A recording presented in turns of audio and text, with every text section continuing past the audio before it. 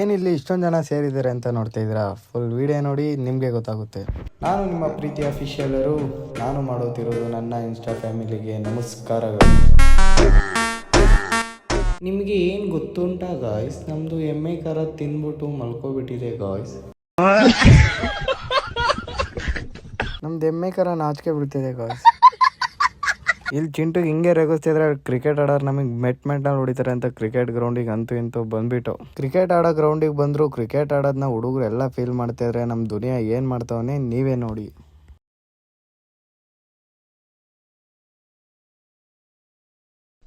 ಏನು ಅರ್ಥವೇ ಆಗ್ತಿಲ್ವೇ ಈ ಕೇಸು?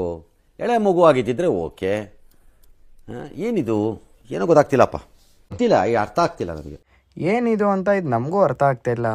ಏನು ಮಾಡೋಣ, ಕ್ರಿಕೆಟ್ ಆಡೋಕ್ಕೆ ಬಂದಿದ್ದೀವಿ, ನೆಕ್ಸ್ಟ್ ಮ್ಯಾಚೇ ನಮ್ಮದು, ಕ್ರಿಕೆಟ್ ಆಡ್ಕೊ ಹೋಗೋಣ. ಅದಕ್ಕೆ ಕ್ರಿಕೆಟ್ ಹೆಂಗೆ ಆಡಬೇಕು ಅಂತ ಕೋಚ್ ಕೊಡ್ತಾಯಿದ್ರು ದಿಲೀಪಣ್ಣ. ಅವ್ರು ಏನೇನು ಹೇಳ್ತಾಯಿದೆ ಅಂತ ಹುಡುಗರೆಲ್ಲ ಕೇಳಿಸ್ಕೊತಾ ಇದ್ರು. ಅದಕ್ಕೆ ನಮ್ಮ ಚಿಂಟು ಒಂದು ಮಾತು ಹೇಳ್ದೆ, ಏನು ಅಂತ ಕೇಳಿ. ಹೋಗ್ಬೇಡ, ನಾನು ಇದನ್ನೇ ಮಾಡ್ಕೊಡ್ತೀನಿ. ನಮ್ಮ ಕೋಚ್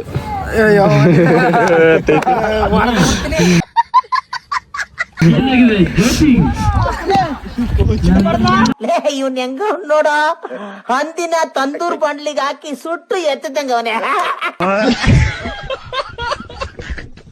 ಸಾರಿ ಗೈಸ್, ನಾವು ಆಡಿರೋದನ್ನ ವೀಡಿಯೋ ಹಾಕೋಕ್ಕಾಗಲ್ಲ. ಏನಕ್ಕೆ ಅಂದರೆ ಅಲ್ಲಿ ಸೋತಿರೋ ವೀಡಿಯೋನ ನಂಗೆ ಹಾಕೋಕ್ಕೆ ಇಷ್ಟ ಇಲ್ಲ. ಗೆಸ್ ಮಾಡಿ ನಾವು ಆ ಮ್ಯಾಚು ಯಾರಿಂದ ಸೋತಿರ್ಬೋದು ಅಂತ ಕಮೆಂಟ್ ಬಾಕ್ಸಲ್ಲಿ ಕಮೆಂಟ್ ಮಾಡಿ. ನಾವು ಸೋತಿರೋದಕ್ಕೆ ಬೇಜಾರಾಗ್ತಿಲ್ಲ, ಆದರೆ ನನಗೆ ಬೌಲಿಂಗ್ ಕೊಟ್ಟಿಲ್ಲ ಅನ್ನೋದೇ ಒಂದು ಬೇಜಾರು.